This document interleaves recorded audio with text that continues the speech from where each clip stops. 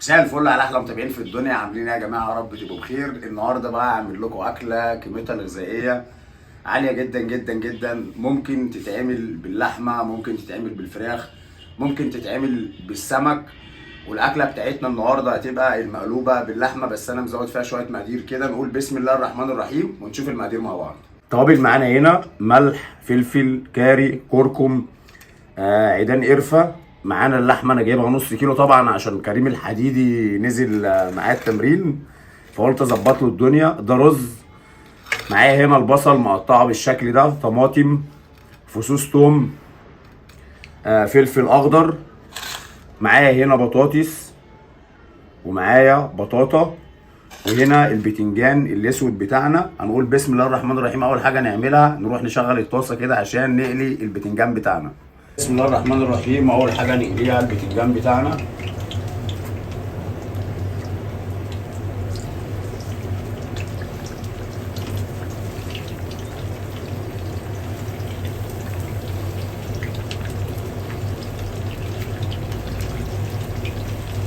كده يا جماعه البتنجان بتاعنا قليناه. هننزل بقى بالبطاطس.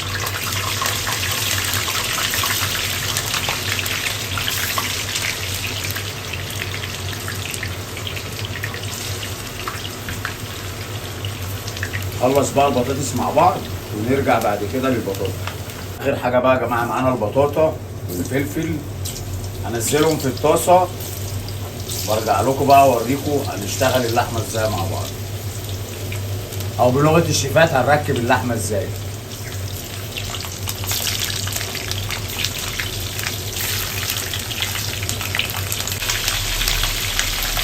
واحده بقى يا ويلي بصوت الحديدي عشان اتلسعت. بسم الله الرحمن الرحيم. هننزل بقى باللحمه كده يا جماعه، نعمل لها صدمه.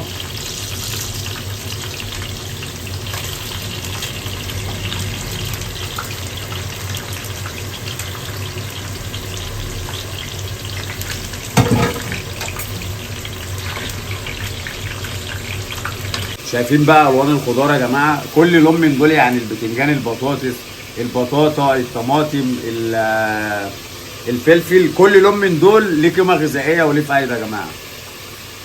نروح بقى نكمل. كده اللحمه بتاعتنا خدت الصدمه وخدت اللون. هننزل بقى بالبصل والفلفل والثوم على الفوضى على طول. وبعد كده التوابل بتاعتنا.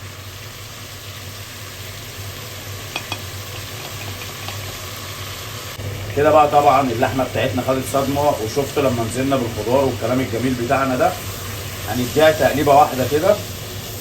بعد كده هننزل بالميه بتاعتنا، ونعمل حسابنا يا جماعه ان الميه اللي هننزل بيها هنا هي الشوربه اللي هنسقي بيها الرز بتاعنا. هنشوف كل دوت في الفيديو مع بعض.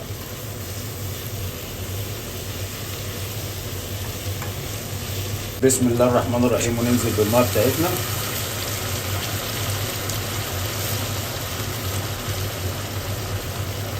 بس كده. ولازم يا جماعه الميه اللي ننزل بيها تكون ميه سخنه، عشان لو احنا نزلنا بميه ساقعه بعد الصدمه اللي اللحمه خدتها دي هتاخد وقت كبير جدا جدا جدا على ما تستوي. ننزل بقى بمكعب الزبده بتاعتنا. طبعا الحله دي اللي هنعمل فيها الرز.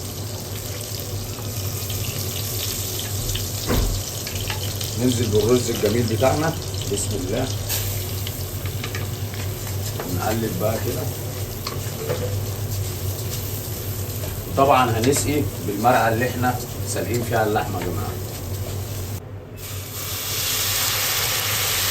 نفتح بقى الرز مع بعض كده ونشوف استوى ولا. يعني دقيقتين بالظبط كمان. اهم حاجه بقى ايه؟ نرص الخضار بتاعنا بتناسق كده، عشان ده الشكل النهائي للاكله، او البرزنتيشن بتاع الاكله لازم يبقى شكله كويس، لان العين بتاكل قبل البق زي ما قلنا قبل كده.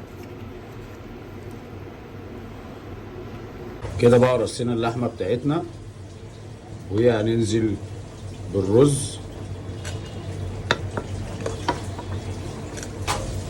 كمل بقى الرز كله كده في الحله وارجع لكم تاني. كده يا جماعه سوينا الرز فوق اللحمه زي ما انتم شايفين كده. نحط بقى الصينيه بتاعتنا وهنقول بسم الله الرحمن الرحيم. اول مره اقلبها في تاريخ اليوتيوب. بسم الله. يا عيني عليا، يا عيني عليا، يا ويلي بلغه الحديدي. اقسم بالله يا جماعه الريحه واو. انا هاخد بس عشان عيني فيها بصراحه البطاطايه ديت.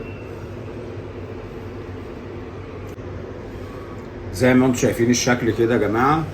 وممكن نشتغلها بالطريقه ديت، وممكن نعملها ني في ني وندخلها الفرن. جربوها بالطريقه ديت كده، فيها قيمه غذائيه جامده جدا جدا. تعالى بس هنا عشان عمرو النهارده كان عمرو الشربيني بتاعت بيسو جامده رهيبه. اتصل بيا وانا بصور فقال انا طالع لك، قلت له اطلع بقى يدوق اي حاجه بتيجي. قلت اطلع ادوق البطاطا. بالله عليك كده ما جربتهاش بالبطاطا. على راي كريم الحديدي. يا ويلي يا ويلي يا ويلي.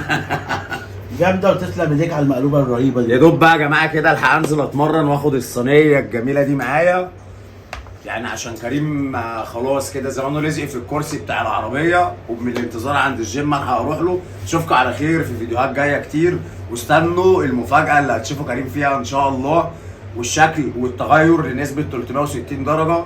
احلى متابعين واحلى اخوات في الدنيا. اشوفكم على خير ان شاء الله.